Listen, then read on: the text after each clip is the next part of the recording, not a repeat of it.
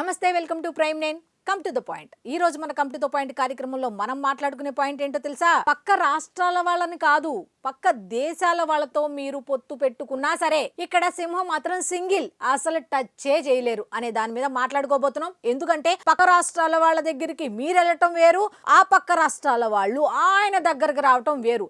మీరు తమిళనాడులో పర్యటించడం వేరు, ఆయన తమిళనాడులో పర్యటించడం వేరు. ఇంకో విషయం ఏంటో తెలుసా? మీరు సనాతన ధర్మాన్ని కించపరిచే వాళ్ళతో భేటీలు అయితే ఆయన మాత్రం సనాతన ధర్మాన్ని కాపాడేందుకు నిర్వహించే కార్యక్రమాల్లో పాల్గొంటారు. మీ పర్యటనలకి ఆయన పర్యటనలకి చాలా తేడా ఉంది. అసలు మీ పర్యటనకి ఆయన పర్యటనకి ఉన్న తేడా ఏంటి అనే దాని మీద ఈ రోజు ఖచ్చితంగా మనం మాట్లాడుకోవాల్సిన అవసరం ఉంది. కాబట్టి ఈ పాయింట్ కనుక మీకు నచ్చితే తప్పకుండా లైక్ చేయండి, 10 మందికి షేర్ చేయండి. కామెంట్ రూపంలో మాత్రం మీ అభిప్రాయాన్ని తెలియచేయటం మర్చిపోవద్దు. యాజ్ యూజువల్గా తిట్టేవాళ్ళు ఎలాగో పవన్ కళ్యాణ్ గారి గురించి మనం మాట్లాడుతున్నాం కాబట్టి తిట్టకుండా మానరు. వాళ్ళు ఎలాగైనా తిడుతూ కామెంట్ పెడతారు. కాబట్టి మరి నచ్చిన వాళ్ళు కూడా మాకు నచ్చింది, బాగుంది, ఇది నిజమే కదా అని అనుకున్న వాళ్ళు కూడా మీ అభిప్రాయాన్ని కామెంట్ రూపంలో తప్పకుండా తెలియచేయండి. నన్ను తిట్టిన వాళ్ళని మాత్రం మీరు వదలకుండా వాళ్ళకి రిప్లై ఇవ్వండి, కౌంటర్గా ఇవ్వండి. ఎందుకంటే నేను చెప్పేది మంచి అన్న అభిప్రాయంతో నేను చెప్తున్నా.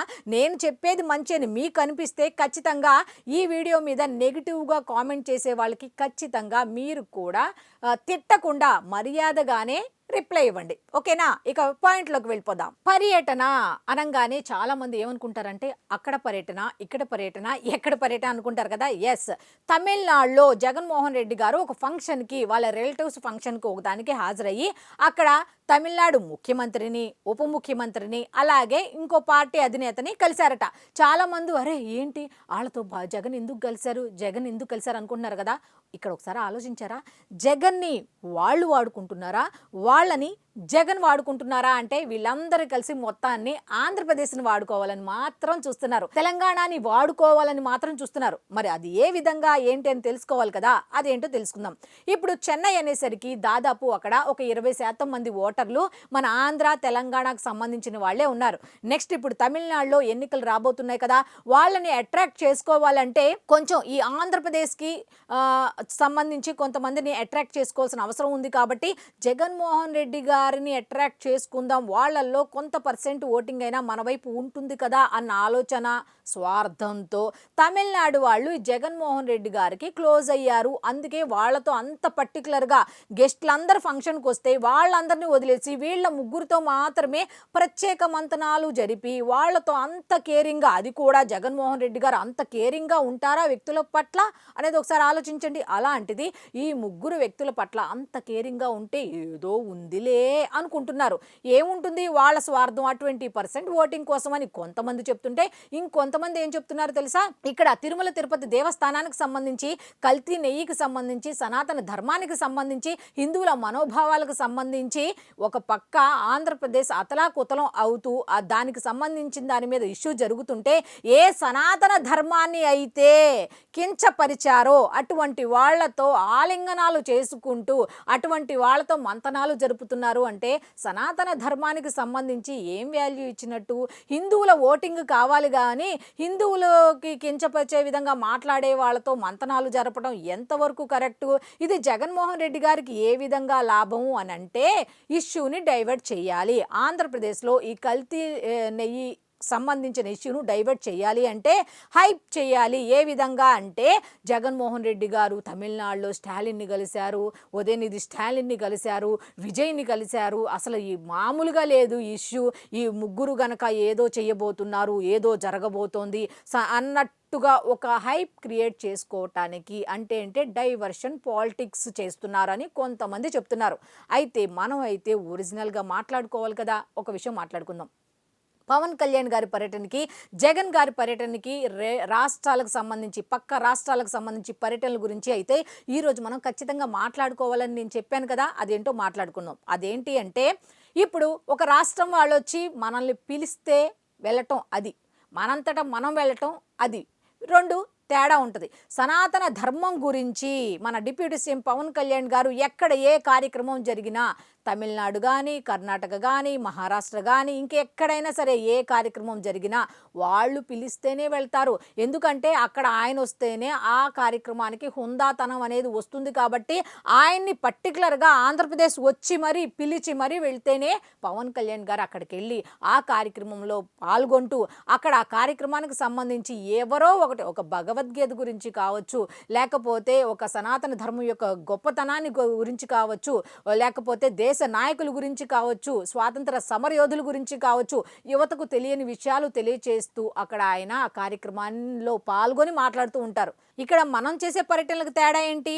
పెళ్ళిళ్ళకి వెళ్తాం, పేరెంటాలకు వెళ్తాం, పుట్టినరోజులకు వెళ్తాం, అలాగా సపరేట్గా పర్సనల్ ప్రోగ్రామ్స్కి మాత్రమే మేము అటెండ్ అవుతాం. మాకు అసెంబ్లీకి వచ్చే టైమే లేదాయే. అలాంటిది ఎవరో సనాతన ధర్మానికి సంబంధించిన కార్యక్రమాలు నిర్వహిస్తే అక్కడికి వెళ్తామా? తిరుమల తిరుపతి దేవస్థానానికి సంబంధించిన సెట్టే ఇంటి దగ్గర వేసుకున్న వాళ్ళం, మరి మేము అక్కడ దాకా వెళ్తామా అని చాలామంది అనుకుంటారు. ఎందుకు అనుకుంటారు అంటే వాళ్ళకి తెలుసు వాళ్ళు ఏం చేస్తారు అనేది. డైవర్షన్ పాలిటిక్స్లో ఈ పర్యటనలు పెట్టుకున్నా సరే వచ్చే నష్టం ఏమీ లేదని ఇంకొంతమంది చెప్తున్నారు. అసలు విషయం ఏంటో తెలుసా? ఇక్కడ మీరు రాష్ట్రాల వాళ్ళతో కాదు, పక్క దేశాల వాళ్ళతో కూడా మీరు కుమ్మక్కయ్యి ఎటువంటి చిచ్చులు పెట్టాలన్నా సరే, పవన్ కళ్యాణ్కి అగనెస్ట్గా ఎటువంటి ఏమి చెయ్యాలన్నా సరే, మీరు ఎన్ని చేసినా సరే ఇక్కడ ఉన్న సింహం మాత్రం సింగిల్గానే ఉంటుంది.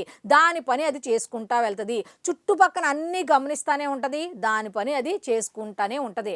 అందుకే అడవికి ఒకటే సింహం ఉంటుంది. ఎందుకంటే దానికి అన్నీ తెలుసు. ఏ విధంగా ముందుకు వెళ్ళాలి తెలుసు, తన రాజ్యాన్ని తాను ఎలా పరిపాలించుకోవాలో తెలుసు, ఆ ప్రజల క్షేమాన్ని ఎలా చూసుకోవాలో కూడా తెలుసు. కాబట్టి ఇక్కడ సింహం మాత్రం సింగిల్గానే ఉంటుంది. మీరు రాష్ట్రాల వరకే ఉన్నారు, ఆయన జాతీయ నేత అయ్యారు, జాతీయ రాజకీయాల్లో ఒక ఐకాన్గా తయారయ్యారు. పవన్ పార్టీ అంటే తెలుస్తుంది, పవన్ జీ పార్టీ అంటే ఢిల్లీలో తెలుస్తుంది, జనసేన అంటే కూడా ఏం తెలియట్లా. ఒకసారి మీరు వెళ్ళి ఢిల్లీకి వెళ్ళండి. ఈ మధ్యకాలంలో తగ్గించేసినట్టున్నారు. అక్కడ ఆల్రెడీ మీ ఎంపీలు ఉంటారు కదా, వాళ్ళందరి దగ్గరికి వెళ్ళి అక్కడ పవన్ మేనియా ఢిల్లీలో ఏ విధంగా ఉంది అనేది అక్కడికి వెళ్ళండి. పక్క దేశాలలో కూడా ఆయన పేరు మారుమ్రోగిపోతోంది అంటే ఒకసారి మీరు ఆలోచించుకోండి. అంతేగాని మీరు పక్క రాష్ట్రాల వాళ్ళతో పవన్ కళ్యాణ్ దెబ్బతీయటానికి, పవన్ కళ్యాణ్ గురించి చెడుగా చెప్పడానికి, సనాతన ధర్మం గురించి ఈ విధంగా లడ్డూ ప్రసాదానికి సంబంధించి ఈ విధంగా వీళ్ళు మాట్లాడుతున్నారు కాబట్టి మీరు కూడా మాకు సహాయ సహకారాలు అందించండి అనే సహాయాలు కోరే పనిలో ఉన్నారేమో బహుశా. వాళ్ళు ఎంతమంది వచ్చినా సనాతన ధర్మం గురించి చెడుగా ఎవరు మాట్లాడినా అది వాళ్ళకే నష్టం తప్ప మిగతా వాళ్ళకి నష్టం ఏం జరగదు అనే విషయం వాళ్ళకి తెలుసు. ఎందుకంటే గత చరిత్రలు చూసుకుంటే చాలా ఉన్నాయి. అది నేను చెప్పకూడదు కాబట్టి నేను చెప్పట్లా. కాబట్టి ఇక్కడ మీరు అందరూ తెలుసుకోవాల్సిన విషయం ఏంటి అంటే పక్క రాష్ట్రాల వాళ్ళు వచ్చి ఏమీ చేయలేరు. పక్క రాష్ట్రాల వాళ్ళతో కూడా పవన్ కళ్యాణ్ తిట్టించాలి, పవన్ కళ్యాణ్ ఏదైనా టాపిక్ చెప్తే దానికి సంబంధించి నెగిటివ్గా మాట్లాడించాలని మీరు చూస్తే దానివల్ల నష్టపోయేది మీరే. ఆల్రెడీ ఇప్పుడు జనంలో చాలా నెగిటివ్, పవన్ కళ్యాణ్ ఎంత బాగా పనిచేస్తున్నాడు, మిగతా వాళ్ళు ఎంత బాగా పని చెయ్యలేదు, ఇంకా చేస్తున్న వాడికి అడ్డు తలుగుతున్నాడు అనే విషయం అందరికీ తెలిసిన విషయమే. కాబట్టి మీరు పక్క రాష్ట్రాలతో కాదు దేశాలతో పొత్తు పెట్టుకున్నా సరే ఆయనకు వచ్చే నష్టం లేదు, ఆంధ్రప్రదేశ్కి వచ్చే అసలే నష్టం లేదు. ఇప్పటి వరకు రాష్ట్రంలో పెట్టిన కుంపటి సరిపోనట్టుగా పక్క రాష్ట్రాలకు వెళ్ళి మీరు గనక కుంపటి పెట్టాలని చూస్తే నష్టపోయేది మీరే.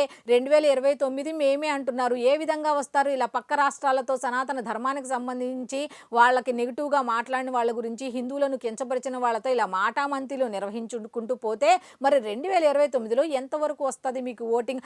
ఆల్రెడీ మీకు 40% ఉంది అన్న ధీమాలో ఉన్నారు. కాబట్టి బహుశా ఇలాంటివి చేస్తూ ఉంటే ఆ 40% ఉండదేమో అని చాలామంది చెప్తున్న మాట. సో మొత్తానికి ఈ కమ్ టు ద పాయింట్ కార్యక్రమంలో నేను చెప్పే ఫైనల్ పాయింట్ ఏంటి అంటే మీరు ఎవరితో పొత్తు పెట్టుకున్నా, ఎవరి దగ్గరికి వెళ్ళి పవన్ కళ్యాణ్ని తిట్టాలి, పవన్ కళ్యాణ్ ఏ టాపిక్ మాట్లాడతాడో ఆ టాపిక్ మీద మీరు రివర్స్లో మాట్లాడాలని మీరు ఎంతమందిని కలిసి ఏ విధంగా చెప్పుకున్నా అక్కడ వచ్చే నష్టం అయితే ఉండదు. ఇంకో విషయం తెలుసా? మిమ్మల్ని వాళ్ళు వాడుకుంటున్నారు, వాళ్ళని మీరు వాడుకోవట్లా. అది మాత్రం గమనించుకోండి. ఆ 20% కోసమే వాళ్ళు మీతో మాటామంతి నిర్వహిస్తుంది. ముందు అది గమనించుకోండి. అంతకుముందు విజయసాయి రెడ్డి గారు ఏం చెప్పారు? ఒక మాట చెప్పారు, కోటరీ ఉన్నంతకాలం, కూటమి ఉన్నంతకాలం రారు. ఎందుకు రారు అనేది క్లారిటీ ఇచ్చేశారు. కాబట్టి కోటరీని మార్చలేదు, మళ్ళీ పక్క కోటరీకి అవసరమా? పక్కన వాళ్ళు కోటరీగా పెట్టుకోవడం అవసరమా? కాబట్టి చాలామంది చెప్తున్న మాట ఏంటంటే మీరు ఏ విధంగా ఎన్నికల్లో గెలవక ముందు ఏ విధంగా జనంలో ఉన్నారో అదే ఉత్సాహంతో, అదే నమ్మకంతో మామూలుగా జనంలోకి వెళ్ళండి. కూటమి ప్రభుత్వం చేస్తున్న పనుల్లో మీకేమైనా తప్పుగా అనిపిస్తే ప్రజల కోసం దాన్ని ప్రశ్నించండి. ముందు అసెంబ్లీకి రండి. ఆ ఫంక్షన్‌లకి తర్వాత వెళ్ళొచ్చు. ఇంకోసారైనా అటెండ్ అవ్వచ్చు. ఈ ఫంక్షన్ కాకపోతే ఇంకో ఫంక్షన్ జరుగుతుంది. ముందు మీరు అసెంబ్లీకి రండి అని చాలామంది చెప్తున్న మాట. అయితే అసెంబ్లీ అంటున్నావు కదా! చూద్దాం రేపేగా అసల అటెండ్ అవుతారా? లేదా? అనేది తెలియాలంటే మనం కూడా రేపటి వరకు వెయిట్ చేద్దాం. సో, ఇది ఈనాటి కమ్ టు ద పాయింట్ కార్యక్రమం. మళ్ళీ రేపటి కమ్ టు ద పాయింట్ కార్యక్రమంలో కలుసుకుందాం. అంతవరకు సెలవు. నమస్కారం.